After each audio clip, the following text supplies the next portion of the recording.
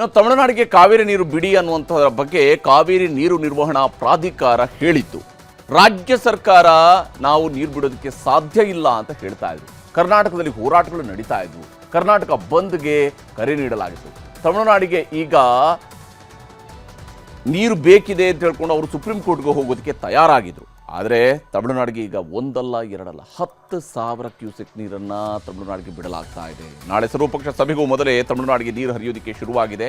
ಯಾಕಂದರೆ ಇವತ್ತು ಸಂಜೆಯಲ್ಲಿ ತಮಿಳುನಾಡಿಗೆ ನೀರನ್ನು ಬಿಡಲಾಗ್ತಾ ಇದ್ದು ಕಬಿನಿ ಜಲಾಶಯ ಭರ್ತಿಯಾಗಿದೆ ಅಂತ ಸರ್ಕಾರ ಈಗಾಗಲೇ ಹೇಳ್ತಾ ಇದೆ. ತಮಿಳುನಾಡಿಗೆ 10,000 ಕ್ಯೂಸೆಕ್ ನೀರನ್ನು ಅಧಿಕಾರಿಗಳು ಬಿಟ್ಟಿದ್ದಾರೆ. ಆದರೆ ಕಬಿನಿ ಜಲಾಶಯ ಸಂಪೂರ್ಣವಾಗಿ ಭರ್ತಿಯಾಗೋದಕ್ಕೆ ಇನ್ನೂ ಕೂಡ 4 ಅಡಿ ಬಾಕಿ ಇದೆ. ಜಲಾಶಯದ ಒಟ್ಟು ಸಾಮರ್ಥ್ಯ 19.52 TMC ಅಷ್ಟಾಗಿದ್ದರೆ ಇವತ್ತಿನ ಸಾಮರ್ಥ್ಯ 17.8 TMC ಅಷ್ಟಿದೆ. ಆದರೆ ಕೊಡಗು ಸುತ್ತಮುತ್ತ ಜೋರು ಮಳೆ ಆಗ್ತಾ ಇರೋದ್ರಿಂದಾಗಿ ಕಬಿನಿ ಜಲಾಶಯದ ಒಳಹರಿವಿನ ಮಟ್ಟ 15,000 ಕ್ಯೂಸೆಕ್ಗೆ ತಲುಪಿದೆ. ಹೀಗಾಗಿ ಕಬಿನಿ ಜಲಾಶಯದಿಂದ ತಮಿಳುನಾಡಿಗೆ ನೀರನ್ನು ಬಿಡಲಾಗ್ತಾ ಇದೆ. ಸೋಮವಾರ ಸುಪ್ರೀಂ ಕೋರ್ಟ್ಗೆ ಕರ್ನಾಟಕದ ವಿರುದ್ಧ ಅರ್ಜಿ ಸಲ್ಲಿಸೋದಕ್ಕೆ ತಮಿಳುನಾಡಿನವರು ಸಿದ್ಧತೆಯನ್ನು ಮಾಡಿಕೊಂಡಿದ್ರು.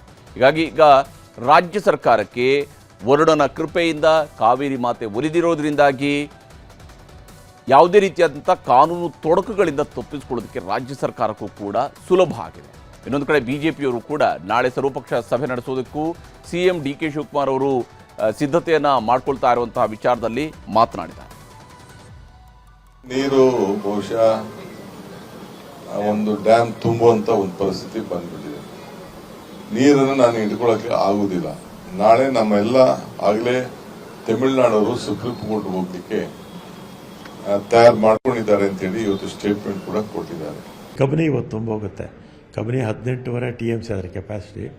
17.33 TMC ನೀರು ತುಂಬಿದೆ. ಈಗ ಸುಮಾರು 15 ಕ್ಯೂಸೆಕ್ಸು ಇವತ್ತು ಒಳಹರಿವಿದೆ.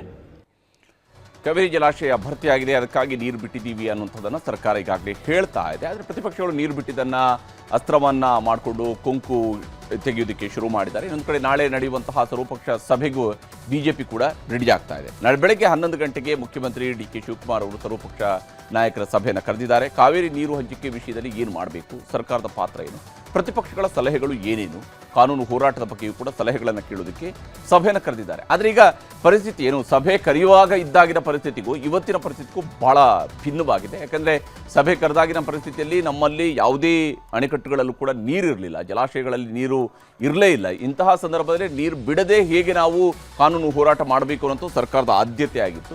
ಆದರೆ ಮಳೆ ನೀರು ಬರೋಕ್ಕೆ ಶುರುವಾಗಿ ನಮ್ಮ ಡ್ಯಾಮ್ ತುಂಬೋದಕ್ಕೆ ಶುರುವಾದ ನಂತರ ಈಗ ಕಬಿನಿ ಜಲಾಶಯದಿಂದ ತಮಿಳುನಾಡಿಗೆ ದೊಡ್ಡ ಮಟ್ಟದಲ್ಲಿ ಅವರು ಕೇಳಿರುವಂತಹ 3,500 ಕ್ಯೂಸೆಕ್ ನೀರಲ್ಲ, ಈಗ 10,000 ಕ್ಯೂಸೆಕ್ನಷ್ಟು ನೀರು ಈಗ ಹರಿಯೋದಕ್ಕೆ ಶುರುವಾಗಿದೆ.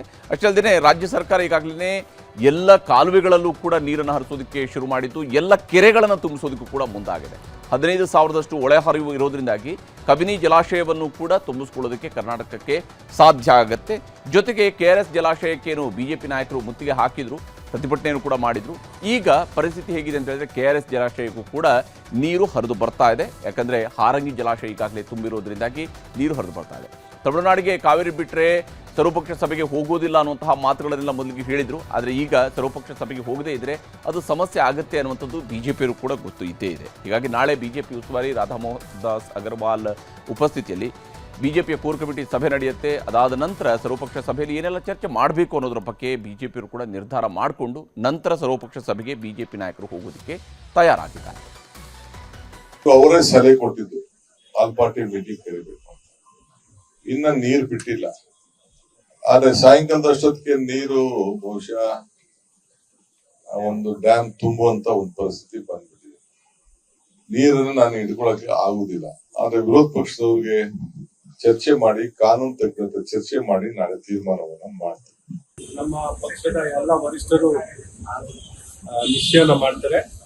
ಮಾತುಕತೆಯಲ್ಲಿ ಭಾಗವಹಿಸಬೇಕು ಬೇಡವ ಅಂತೀವಿ.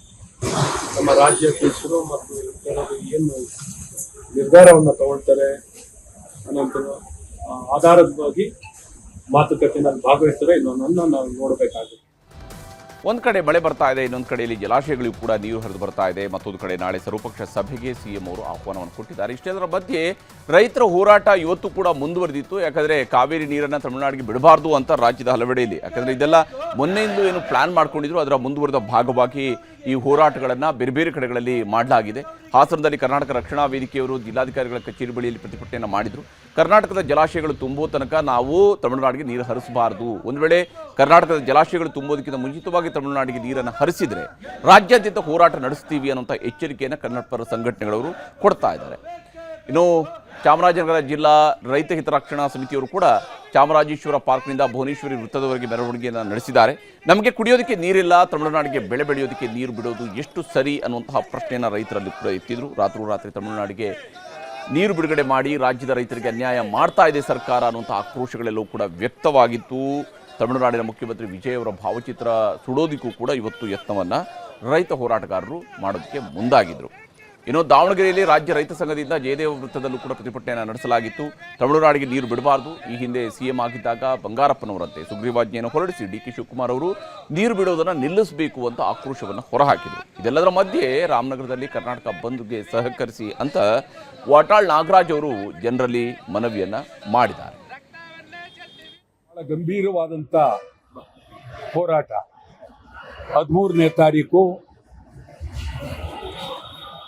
ಸಮಗ್ರ ಕರ್ನಾಟಕ, ಅಖಂಡ ಕರ್ನಾಟಕ ಬಂದ್ ಬೆಳಗಾವಿಯಿಂದ ಚಾಮರಾಜನಗರದವರೆಗೆ,